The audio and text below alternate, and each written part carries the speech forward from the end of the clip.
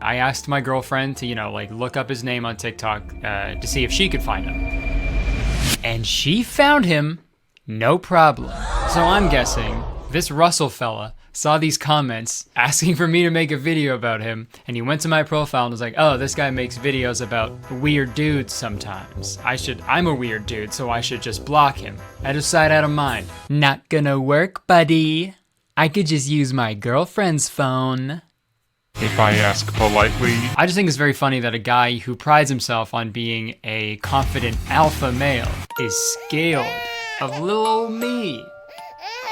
Okay, dude. To be honest, dude, if he kept me unblocked, probably would have made a video about something else, straight up. But just the fact that he did that, you're forcing my hand. So sorry, Russell. Sorry if this rustles your feathers. So today we're gonna take an in-depth look at Russell Hartley and his content. We'll journey inside the mind of the assertive alpha male who's deathly afraid of a 130-pound YouTuber who listens to the High School Musical soundtrack on a regular basis. And we'll find out what makes him tick.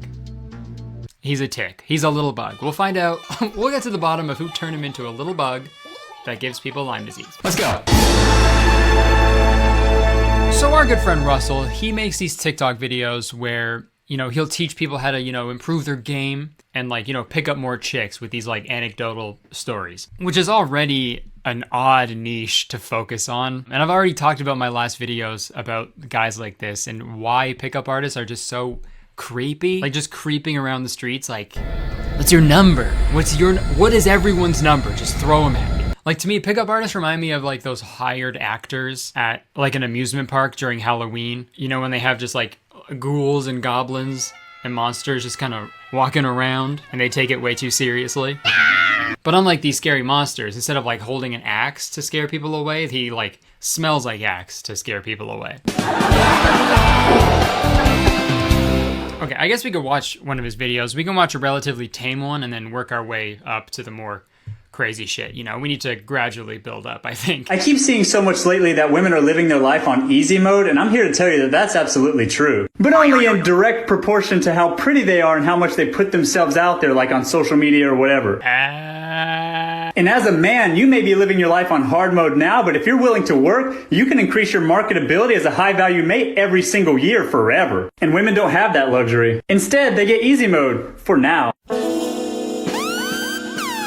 Holy shit, I'm not gonna sit here and say that I know what it's like to be a woman. I don't know what that's like. I will never know what that's like. But I would like to disagree with him for a few reasons. There's a bunch of laws that old white men made that restricts women's access to abortion and even just birth control. There's a wage gap, there's sexism in the workplace, and also, oh yeah, girls can't walk anywhere by themselves without being scared for their lives. But yeah, dude, for sure. They post booby on Instagram, so smooth sailing for them, dude. Dude, imagine being a content creator, and this is what you do. You fucking walking into a bathroom and just with your phone up like this and just screaming bullshit. Spy Kids is a documentary. Okay, actually, now that I think about it, how funny would it be if Russell did this in every bathroom he went to? Imagine you're related to Russell Hartley. You're in the Hartley fam, and you're at a family dinner with him or something like that. What it's like dating a girl who's bi, part 1. Come on, Russell, let me in. I really gotta pee. Good luck. Russell's in there. Come on, just open the door. You're not even peeing in there. Come on. The spur of the moment. I mean, girls that have actually been in real relationships with other girls. So not my last girlfriend, but the girl. Hey, screw it. I'm breaking the door down, okay? 3, 2, 1.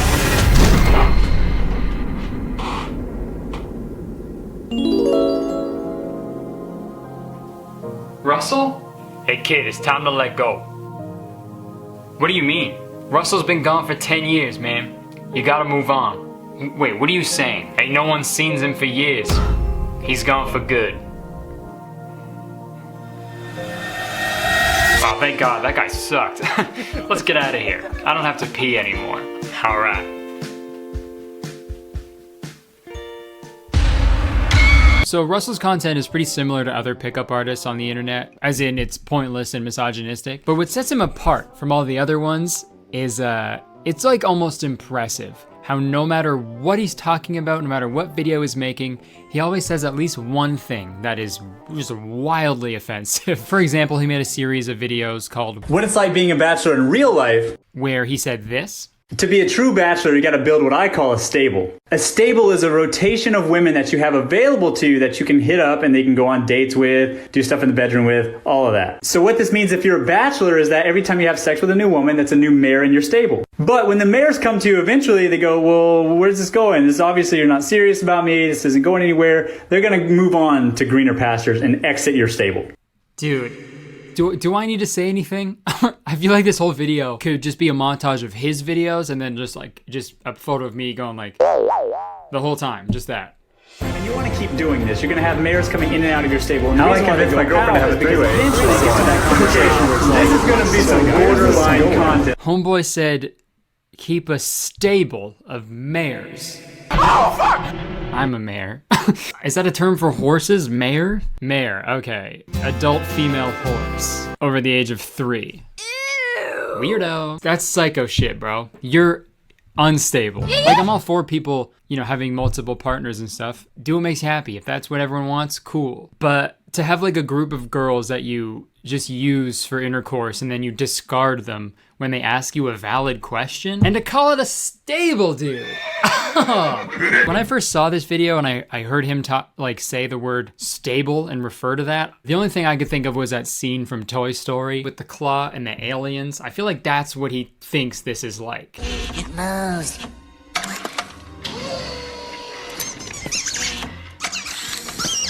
I have been chosen. Farewell, my friends. I go on to a better place. Gotcha.